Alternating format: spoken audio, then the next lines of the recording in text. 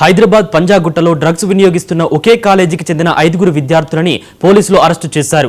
Nagarjuna circle వద్ద అనుమానాస్పదంగా తిరుగుతున్న 5 యువకులను గమనించిన పోలీసులు తనిఖీలు నిర్వహించారు. వారి వద్ద నుంచి 10 గ్రాముల MDMA డ్రగ్ ని స్వాధీనం చేసుకున్నారు.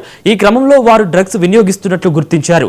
డ్రగ్స్ ను ఎక్కడి నుంచి సేకరించారు, ఎవరి ద్వారా సరఫరా జరుగుతోంది అనే కోణంలో పోలీసులు లోతైన విచారణ చేపట్టారు. మరోవైపు ఈ డ్రగ్స్ కల్చర్ పై తెలంగాణ పోలీస్ శాఖ సీరియస్ యాక్షన్ దిగింది. నిందితులు ఎవరైనా ఎంతటి వారినైనా వదిలే ప్రసక్తి లేదని హెచ్చరిస్తోంది. యువతను మత్తు ఊబిలోకి లాగుతున్న ఇలాంటి ముఠాలను సంచారం తెలిస్తే వెంటనే సమాచారం ఇవ్వాలని పోలీసులు కోరారు.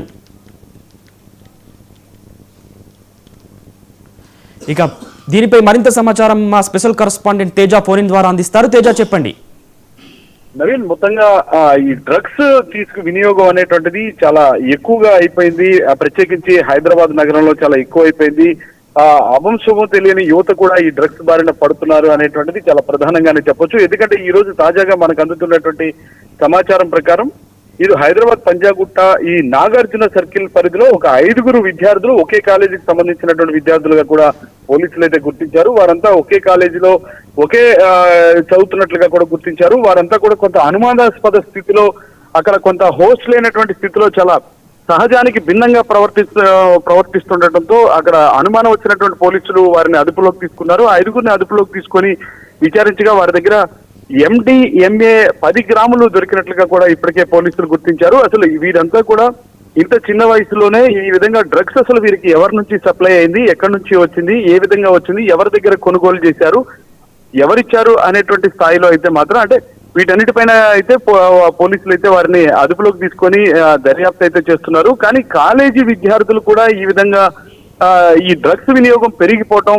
వారు అపశుభం తెలియకుండా వారి జీవితాలను నాశనం చేసుకోవడం అయితే కొంత ఆందోళన కలిగిస్తుంది. ఇప్పటికే పోలీసులు అయితే మాత్రం ఆ విద్యార్థుల తల్లిదండ్రులకు ఇప్పటికే సమాచారం ఇచ్చినట్లుగా కూడా తెలుస్తుంది. వారికి కౌన్సిలింగ్ ఇవ్వడంతో పాటు అసలు ఎక్కడి నుంచి ఇది వచ్చింది అనేటువంటి దానిపైన అయితే మాత్రం పోలీసులు దర్యాప్తు చేస్తున్నారు అన్నట్లుగానే మనం చెప్పాలని. చెప్పండి తేజ, వాళ్ళు కాలేజ్ విద్యార్థులు అంటున్నారు, వాళ్ళు డిగ్రీకి సంబంధించిన వారా, ఇంటర్కి సంబంధించిన వారా, మొత్తానికి వాళ్ళు డ్రగ్స్ తీసుకొని పోలీసులకే ఎదురుపడటం అనేది చాలా ఎందుకంటే హాస్యాస్పదం అని చెప్పుకోవచ్చు. చెప్పండి, దానిపై పూర్తి అప్డేట్స్ ఏంటి? ఖచ్చితంగా నవీన్, ఎందుకంటే వారు ప్రస్తుతం అక్కడ ఉన్నటువంటి పంజాగుట్ట పరిధిలో నాగార్జున సర్కిల్ పరిధిలో ఉన్నటువంటి ఓ కాలేజీకి సంబంధించినటువంటి విద్యార్థులుగా అయితే గుర్తించారు. వారి దగ్గర నుంచి వాళ్ళు జూనియర్ కాలేజ్ అవుతున్నారా లేదా డిగ్రీ కాలేజ్ అవుతున్నారా అనేటువంటి అంశాలపైన అయితే మాత్రం ఇంకా పోలీసులు అయితే వారిని విచారిస్తూ వారి దగ్గర ఆ వివరాలు తెలుసుకునేటువంటి ప్రయత్నం అయితే చేస్తున్నారు, ఆరా తీస్తున్నారు. వారితో పాటు ఇప్పటికే కొంతమంది అయితే వారి తల్లిదండ్రులకు సంబంధించినటువంటి సమాచారం చెప్పారు. కొంతమంది వారి తల్లిదండ్రుల సమాచారం చెప్పేటువంటి ఆ పరిస్థితిలో కూడా లేనట్లుగా అయితే పోలీసులు గుర్తించినట్లుగా కూడా తెలుస్తుంది. ఏదైనా కానీ వీరంతా ఒకే కాలేజీలో ఒకే క్లాస్ చదువుతున్నారు అనేటువంటిది అయితే ఒక నిర్ధారణకు అయితే పోలీసులు వచ్చారు. అయితే ఈ వినియోగం అనేటువంటిది, ఈ డ్రగ్స్ వినియోగం, ఈ MDMA ఈ 10 గ్రాముల మేర దొరకటం అనేటువంటిది అసలు ఎవరి నుంచి వచ్చింది, ఎక్కడి నుంచి వచ్చింది, ఎలా వచ్చింది, ఎలా కొనుగోలు చేశారు, అంత డబ్బులు వీళ్ళ దగ్గరికి ఎలా వచ్చాయి, అది ఏ విధంగా కూడా దాన్ని విక్రయించారు, లేకపోతే ఏ విధంగా వీరు కొన్నారు అనేటువంటి ఈ 2 అంశాలపైన అయితే మాత్రం, ఒక కాలేజీ విద్యార్థులకు ఈ విధమైనటువంటిది ఎలా సప్లై అయింది అనేటువంటి అంశం పైన అయితే మాత్రం పోలీసులు చాలా లోతుగా కూడా విశ్లేషిస్తున్నారు, విచారిస్తున్నారు.